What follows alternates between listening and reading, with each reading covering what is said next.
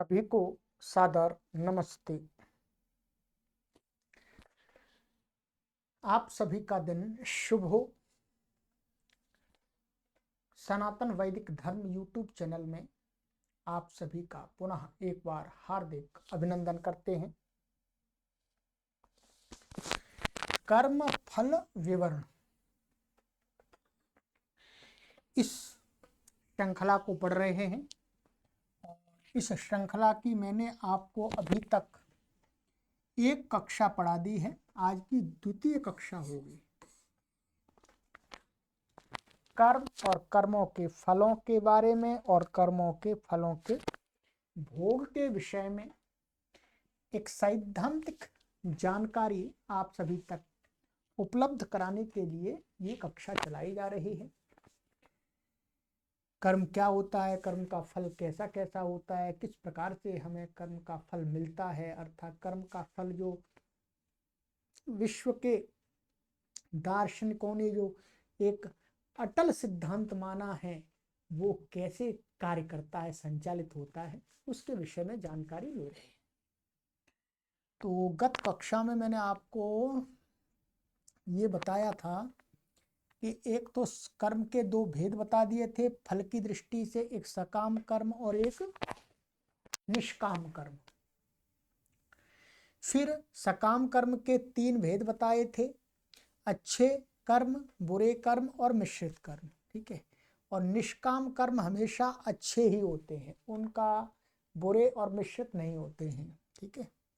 उनकी परिभाषाएं बता दी थी आपको। फिर फलों को बताया, वो कर्मों को बताया था कि जो इसी जन्म में फल देने वाले होते हैं उनको दृष्ट जन्म वेदनीय कर्म कहा जाता है। ठीक है। और जो अगले माने आगे के जन्मों में जो कर्म हमें फल देंगे तो वो अदृष्ट जन्म वेदनीय कहलाते हैं। ठीक है। और इन सकाम कर्मों का जो फल है वो तीन प्रकार से प्राप्त होता है, एक जाति के रूप में, एक आयु के रूप में और एक भोग के रूप में। ठीक है। तो ये हमने चर्चा कर ली थी। ठीक है। यहाँ तक हो गया था। ठीक है कि जाति आयु भोग को फल नाम दे दिया गया। अब आइएगा, अब हम आगे चलते हैं कि दृष्ट जन्म वेदनीय जो अभी बताया था आपको, और अदृष्ट जन्म वेदनीय अर्थात इसी जन्म में जो हमें कर्म फल देने वाले होते हैं उनको दृष्ट जन्म वेदनीय बताया था। तो अब इसको आचार्य जी विस्तार से समझाते हैं कि दृष्ट जन्म वेदनीय कर्मों को इस प्रकार से हमें समझना होगा अपने जीवन में। कहते हैं कि दृष्ट जन्म वेदनीय कर्म किसी एक फल, आयु या भोग को देने वाला होता है अथवा आयु व भोग दो फल भी देने वाला होता है। उन्होंने कहा कि जो इस जन्म में हम जो कर्म करते हैं और इसी जन्म में जो फल हम प्राप्त कर लेते हैं जिन कर्मों का, वो कर्म क्या है, किसी एक प्रकार का हमको फल देता है पहले, फिर और दोनों प्रकार का भी दे देता है। कौन कौन सा बता रहे हैं? आयु और भोग। ध्यान दें, तीन रूप में हमको प्राप्त हो रहा था, आयु, वो जाति, आयु, भोग। तो जाति, इसी जन्म का कर्म हमें जाति रूपी फल नहीं दे सकता। ठीक है। यदि हम मनुष्य योनि में आ गए हैं और इस जन्म में कर्म कर करके यदि हम यदि बुरे कर्म करके हम पशु बन जाएं, ये संभव नहीं है। ये संभव नहीं। ये डार्विन की थ्योरी कुछ अलग है, वो झूठी थ्योरी है कि ये मनुष्य धीरे धीरे मनुष्य बना है। पहले ये क्या था, अमीबा था, कुछ कुछ कुछ कर कर धीरे धीरे बना है। मछली बना, मछली से फिर और मगरमच्छ बना, क्या क्या बना। और वो सब झूठी कहानी है, वो वास्तव में सैद्धांतिक नहीं है, तर्क पर खरी नहीं उतरती है। तो कहते हैं जो दृष्ट जन्म वेदनीय जो कर्म होते हैं उनका फल हमें दो प्रकार से ही प्राप्त होता है। या तो हम अपनी आयु को उनसे बढ़ा सकते हैं या कम कर सकते हैं, अभी देखेंगे। ठीक है। अथवा भोग, भोग माने अच्छे कर्म करके हम अच्छा भोग भी प्राप्त कर सकते हैं, बुरा कर्म करके बुरा भोग भी प्राप्त कर सकते हैं। अभी उदाहरण की दृष्टि से आपको यहीं पर ये समझा देंगे। तो इनमें से किसी एक प्रकार के फल को दे देता है अथवा दोनों प्रकार के दे देता है।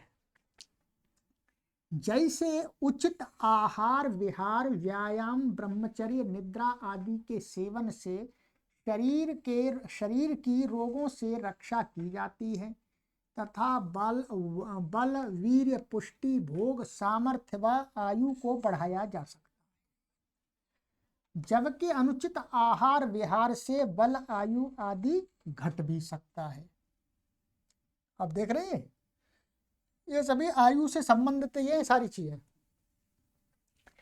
यदि हम अच्छा कार्य करें, अच्छे कर्म करें, हैं, सुबह उठें जल्दी से, व्यायाम करें, एक्सरसाइज करें, ठीक है, अच्छा भोजन लें, ब्रह्मचर्य का पालन करें, समय पर सोएं, समय पर जागें, ठीक है, और ब्रह्मचर्य का पालन करें अर्थात वीर का रक्षण करें, स्त्री हो तो रज का रक्षण करें अर्थात अधिक सेक्सुअल ना बने, हम कामी विषयी ना बने, तो क्या हो जाएगा, रोगों से रक्षा हो जाएगी और हमारे शरीर में क्या प्राप्त हो जाएगा, बल आ जाएगा, वीर पुष्ट भोग सामर्थ्य और आयु को बढ़ाया जा सकता है। ये चीज बढ़ सकती है, हम अपनी आयु को बढ़ा सकते हैं, घटा सकते हैं, ये ध्यान रखेंगे।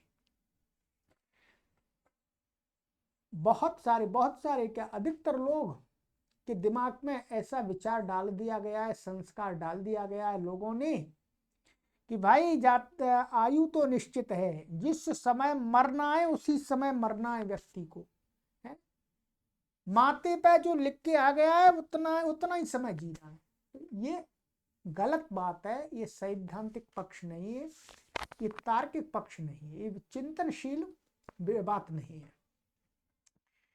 हम अपनी आयु को घटा भी सकते हैं, बढ़ा भी सकते हैं, और ऐसा हम यदि संसार में विचार करें तो हमको देखने को भी मिलता है भाई।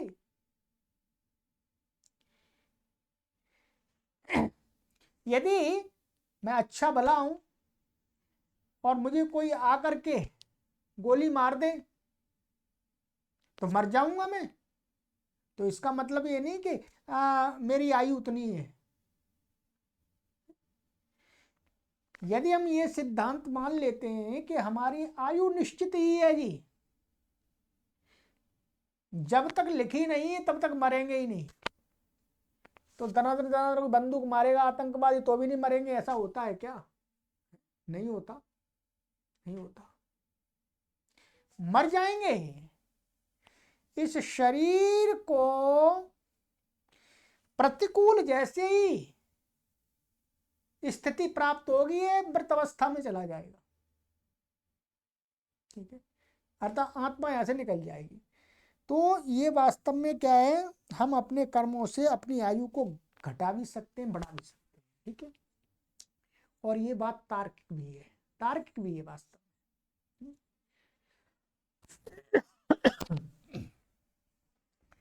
तो ये कह दिया, तो ये क्या है, और जबकि अनुचित आहार विहार करेंगे, उल्टा सीधा खाएंगे, मांस मदिरा खाएंगे, ठीक है, शराब पिएंगे, व्यभिचार करेंगे, तो अपनी आयु को घटा भी लेंगे, पुलट झगड़ा लड़ाई झगड़ा करेंगे, विवाद करेंगे, तो कोई मारेगा पीटेगा, कोई गोली से भी उड़ा देगा, ठीक है, तो इसी जन्म में कर्म मतलब आयु घट जाएगी। तो आयु के रूप में हमें इस जन्म के कर्म फल दे सकते हैं, ठीक है, अभी देखेंगे। और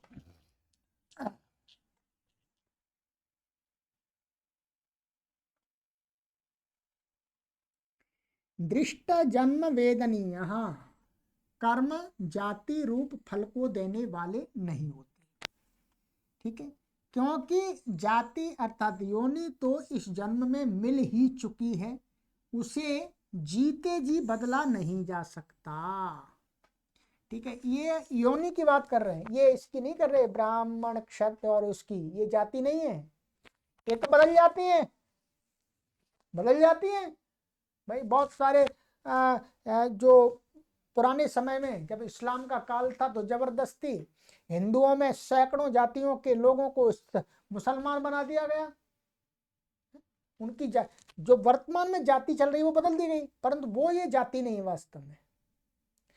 ये तो जाति माने ये जो प्राणियों के जो वर्ग रखे गए हैं उस वर्ग को जाति कहा गया है, ठीक है।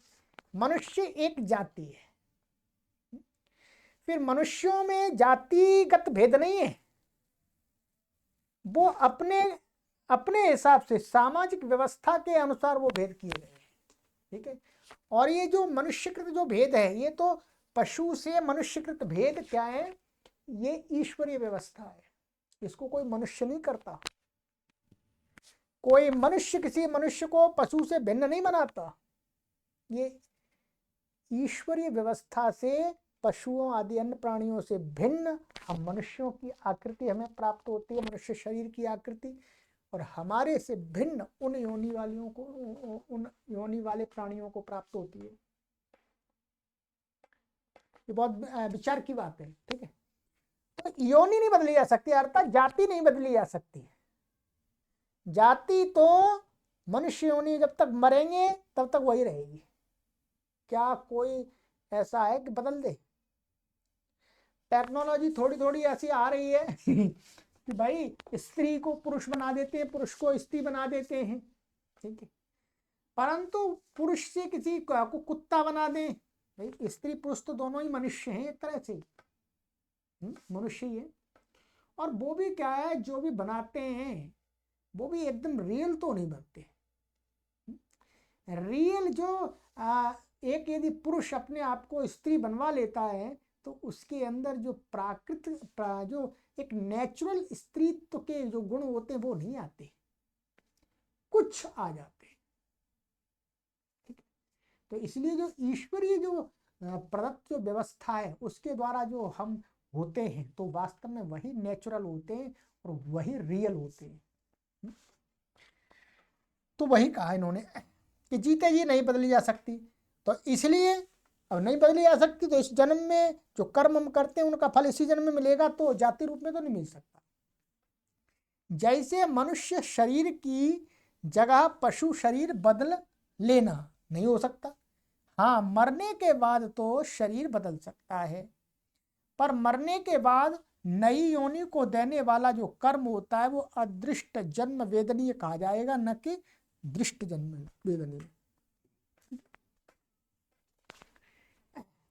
तो इसका मतलब ये बात निकल करके आई कि जो दृष्ट जन्म वेदनीय कर्म है उनसे हमें केवल दो प्रकार के ही भोग, अर्थात जो तीन है जाति आयु भोग, उनमें दो मिलते हैं, आयु रूपी और भोग रूपी। भोग का अर्थ है ये जो भी हमारे विषय, विषय को भोग कह सकते हैं। विषयों के अंदर सब कुछ आ जाता है, ठीक है, सब कुछ आ जाता है जो हमारे शरीर को, जो शरीर हमारा यूज करता है वो सब कुछ, और हमारा मन जो यूज करता है वो सारे विषय भी आ जाते हैं, ठीक है। तो ये इन्होंने बहुत अच्छी बात बता दी यहाँ पर, ठीक है। अब चलते हैं आगे। अदृष्ट जन्म वेदनीय, इसको समझ लीजिएगा। अदृष्ट जन्म वेदनीय कर्म दो प्रकार के होते हैं, इनके दो विभाग कर दिए। अदृष्ट का अर्थ है जो अगले जन्म में अर्थात अगले से अगले जन्मों में जो फल देने वाले होते हैं।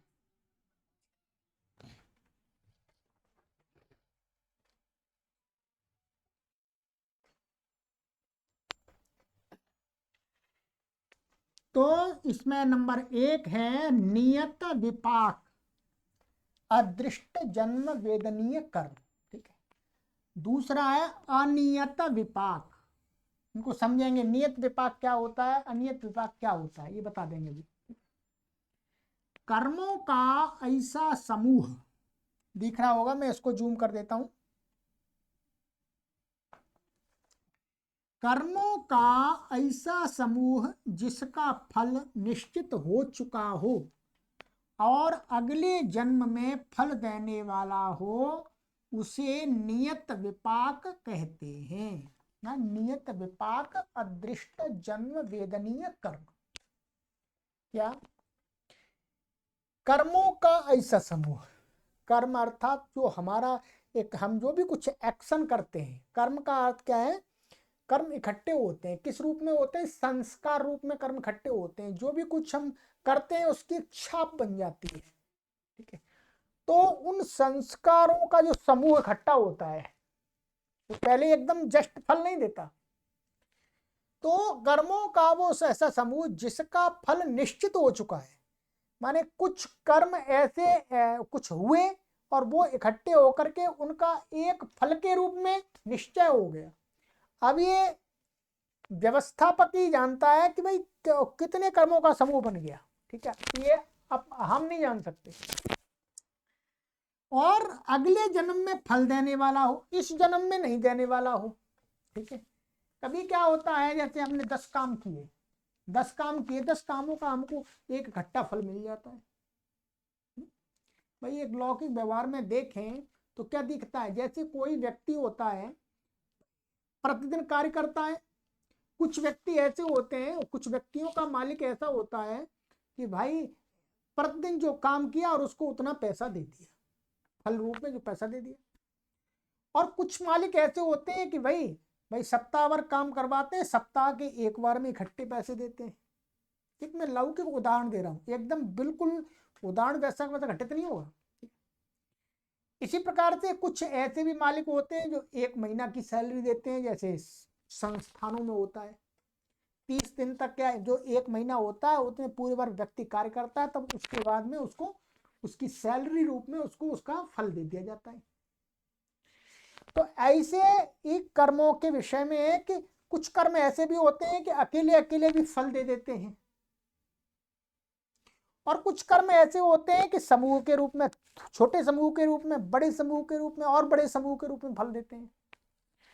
और उनमें भी क्या होता है, कुछ समूह रूप में जो कर्म होते हैं वो भी क्या है, इसी जन्म में मिल जाते हैं, और कुछ होते हैं अगले जन्म।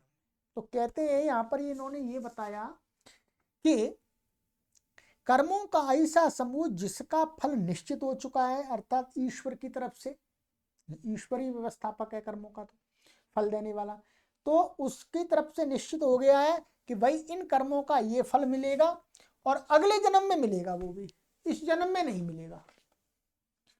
तो नियत विपाक, उसको नियत विपाक कहते हैं, ठीक है।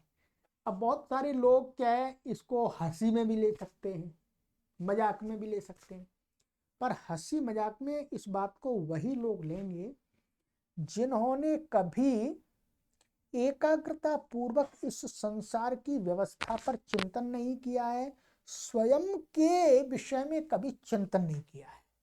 वो तो इस बात को हंसी में लेंगे, तो कुछ कैसी बात कह रहे हैं कि भाई ये कोई परमात्मा बैठा है वो इनका फल देता है। ये बहुत सूक्ष्म सिद्धांत है। यहाँ तो ये एक मोटे रूप में प्रस्तुत कर रहे हैं, ये सूक्ष्म सिद्धांत है और ये प्रैक्टिकल करके अनुभव में आता है, ये भी ध्यान देंगे।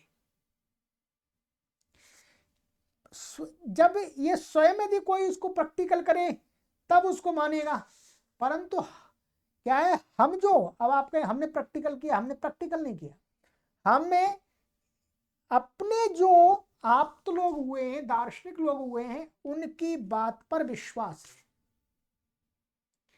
क्योंकि उन्होंने जो बातें कही हैं उन पर हम देखते हैं कि उन्होंने सही कही है, इसलिए हम उनके विश्वास से आपको बता रहे हैं, ठीक है। हम ये नहीं कह रहे कि हमने परमात्मा को देखा है, परमात्मा ऐसे फल दे रहा, नहीं, परंतु दर्शनों में इस बात का निश्चय किया गया, निर्णय किया गया। और जो दर्शनों को लिखने वाले जो ऋषि मुनि हुए हैं, उन्होंने क्या है, सूक्ष्म चिंतन के साथ में समाधि में जाकर के एकाग्रता की पराकाष्ठा को प्राप्त करके इन सभी विषयों पर गहन चिंतन करके ये बात अनुभव की है, तब ये कही जा रही है, ठीक है। ये जो वैसे लोगों के लिए वास्तव में ये चीजें नहीं है, वो अरे परमात्मा ऐसा, उनको तो यही दिखता है खाना पीना मौज उड़ाना, बस, उनको तो कुछ भी नहीं है। उनको तो ऐसा भी नहीं है, बस खा पी करके कुछ 20 30 40 50 साल में और फिर मर जाना, क्या होगा आगे कुछ चिंता नहीं है। तो इस प्रकार के जीवन को बोलते हैं पशु जीवन। इसी प्रकार से पशु होता है, उसको कोई चिंता नहीं होती भाई अगले जन्म में क्या होगा, बस खाने को मिल जाएगी और जितना भी खाने को मिल जाए बस छुट्टी।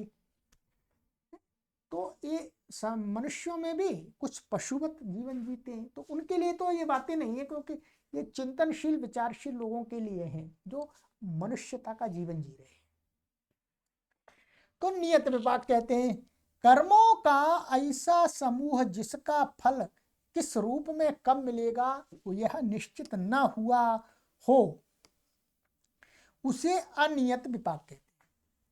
अब दूसरे उसी प्रकार के कर्मों का ऐसा समूह कि उसका माने किस रूप में उसका कब फल मिलेगा ये निश्चय नहीं हुआ अभी, वो देश काल परिस्थिति में उस स्थिति के अनुसार वो ईश्वरी व्यवस्था है वो निर्धारित करेगी। तो वो होते हैं अनियत विपाक। विपाक का अर्थ होता है फल, और नियत अनियत माने जिनका निश्चित नहीं है फल। तो ये हो गए हमारे अदृष्ट जन्म वेदनीय कर्म के दो प्रकार। ठीक है कि कुछ का तो ऐसा हो गया है कि फल निश्चित हो जाता है इसी जन्म में अगले जन्म में मिलने के लिए, और कुछ कर्म हमारे ऐसे बचे रहते हैं कि वो आगे के जन्म में ही पिछले जो कर्मों का समूह है उनका फल आगे के जन्म में ही हमें स्थिति के अनुसार प्राप्त होगा। ये देखिए ये काफी सूक्ष्म विचार है। ठीक है अब आइएगा, अब कहते हैं आगे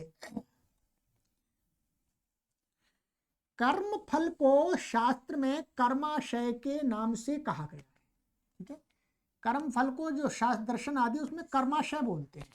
ठीक है नियत विपाक कर्माशय के सभी कर्म परस्पर मिलकर माने सम्मिश्रित रूप में अगले जन्म में जाति आयु भोग प्रदान करते हैं। ध्यान रखेंगे नियत विपाक जो कर्माशय है कि सभी जो कर्म परस्पर मिलकर में समूह रूप में मिश्रित होकर के क्या हमें अगले जन्म में किसमें मिलते हैं जाति आयु भोग।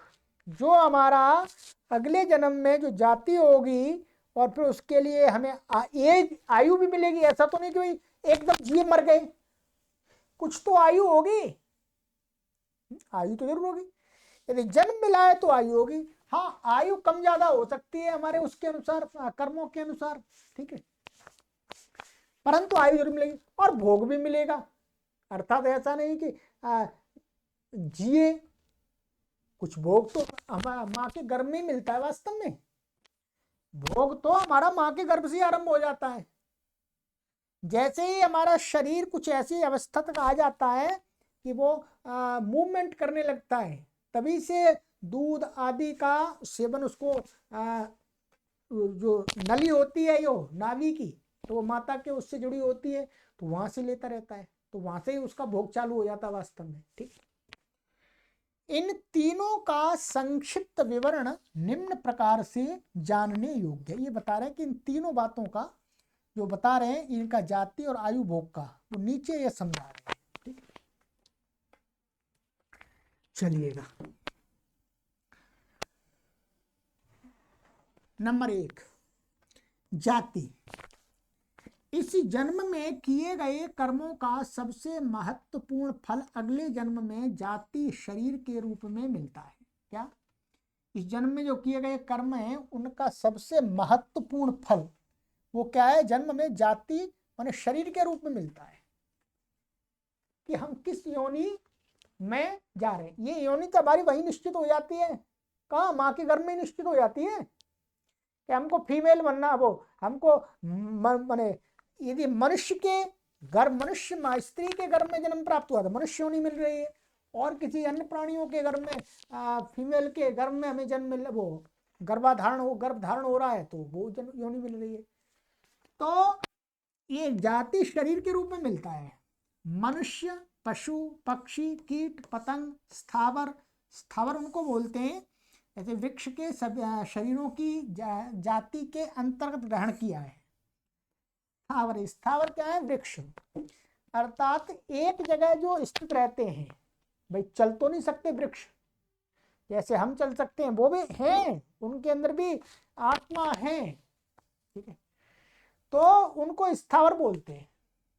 ठीक है तो वृक्ष आदि यह जाति भी अच्छे और निम्न स्तर की होती है।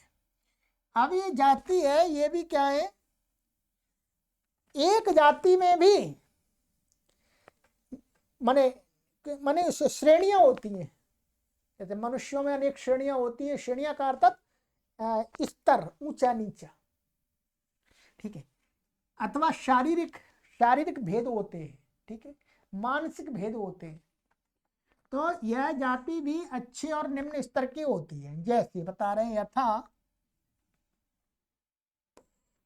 मनुष्यों में पूर्णांग, मैंने पूर्णांग मैंने पूरे अंग सही सलामत है, विकलांग शरीर का कोई अंग कमजोर है, सुंदर, कुरूप, बुद्धिमान, मूर्ख आदि। पशुओं में गाय, घोड़ा, गधा, सुअर आदि। ठीक है, तो क्या है, ये मनुष्यों में माने सब प्राणियों में भेद देखे जाते हैं। ऐसे ही ये पशुओं में गाय है, गाय में भी अच्छी गाय, अधिक दूध देने वाली गाय, काली गाय, सफेद गाय है, और थोड़ी मटमैली गाय जिसको मैरून गाय बोलते हैं, भिन्न भिन्न कलर की होती है। तो ऐसे ही घोड़ा में भी, गधा में भी, सुअर आदि में, सब में ये भेद होते हैं, भेद होते हैं। तो वो क्या है, कर्मों के आधार पर भेद स्वीकार किया गया है यहाँ पर। ठीक है, आयु, अब आयु की बात कर लेते हैं।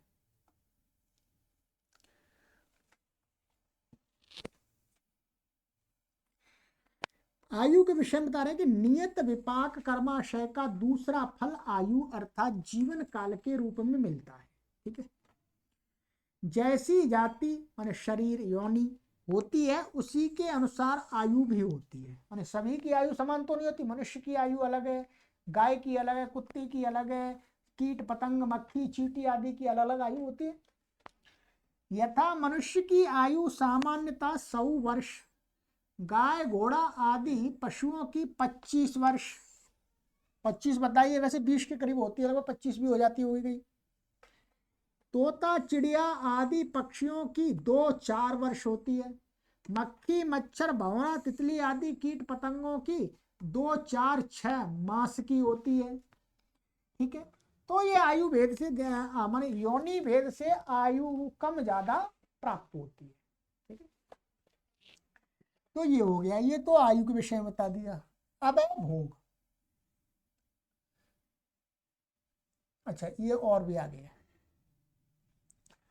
ये हो गया, मनुष्य अपनी आयु को स्वतंत्रता से एक सीमा तक घटा बढ़ा सकता। अब यहां पर ये विशेष बात कह रही है, मनुष्य क्या है, 100 वर्ष की माने एक आयु रखी गई है, ऐसा नहीं सबकी आयु 100 वर्ष है, ऐसा नहीं मतलब।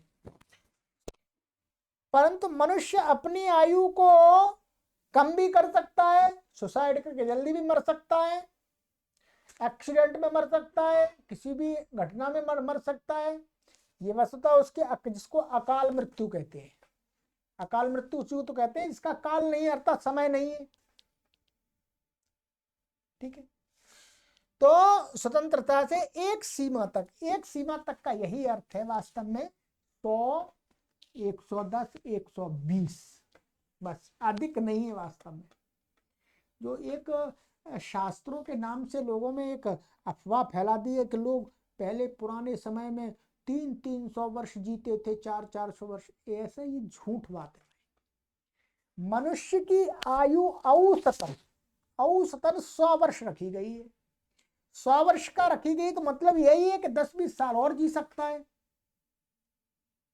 ये नहीं कि 300 साल 500 साल जी जाएगा महाभारत काल में, रामायण काल में, ऐसा कभी नहीं होता। ये शास्त्रों का नाम लेकर के लोगों में गलत एक बात प्रचारित कर दी है। वेद के अंदर भी 100 साल जीने की लिए परमात्मा से प्रार्थना की गई, 1000 साल जीने की नहीं की गई। शरदाशतम जीवेम शरदाशतम, 100 साल की। इसलिए यदि आपने कहीं से सुन लिया है या पढ़ लिया है और ऐसा मान लिया है कि मनुष्य, पहले के मनुष्यों की आयु बहुत अधिक हुआ करती थी, तो ये झूठ है, गलत है। औसतन आयु 100 वर्ष है। ठीक है, 100-125 वर्ष से आज के संपूर्ण पृथ्वी के ऊपर कहीं पर भी नहीं मिलती, पहले भी नहीं मिलती। तो वहां पर वैसे ही उन्होंने अलंकार रूप में श्लोकों में कुछ है, तो जो इस रामायण आदि के ग्रंथ है, महाभारत को उनमें लिख दिया है, वो आलंकारिक है, ये वो अलंकारिक है वो एक तरह से। एक बड़ा चढ़ा करके कह देते हैं ना बात को, तो ये हो गया। अब भोग के बारे में बताते हैं जी, ठीक है।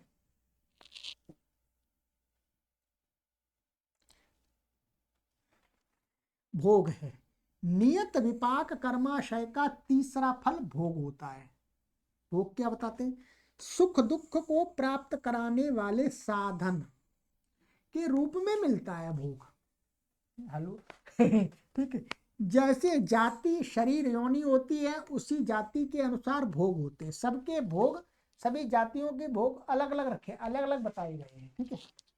जैसे मनुष्य अपने शरीर, बुद्धि, मन, इंद्रिय आदि साधनों से मकान, कार, रेल, हवाई जहाज, मिठाई, पंखा, कूलर आदि साधनों को बनाकर उनके प्रयोग से विशेष सुख भोगता है। किंतु गाय, भैंस, घोड़ा, कुत्ता आदि पशु केवल घास, चारा, रोटी आदि ही खा सकते हैं, कार, कोठी नहीं बना सकते। शेर, चीता, भेड़िया आदि हिंसक प्राणी केवल मांस ही खा सकते हैं। वे मिठाई, गाड़ी, मकान, वस्त्र आदि की सुविधाएं उत्पन्न नहीं कर सकते हैं।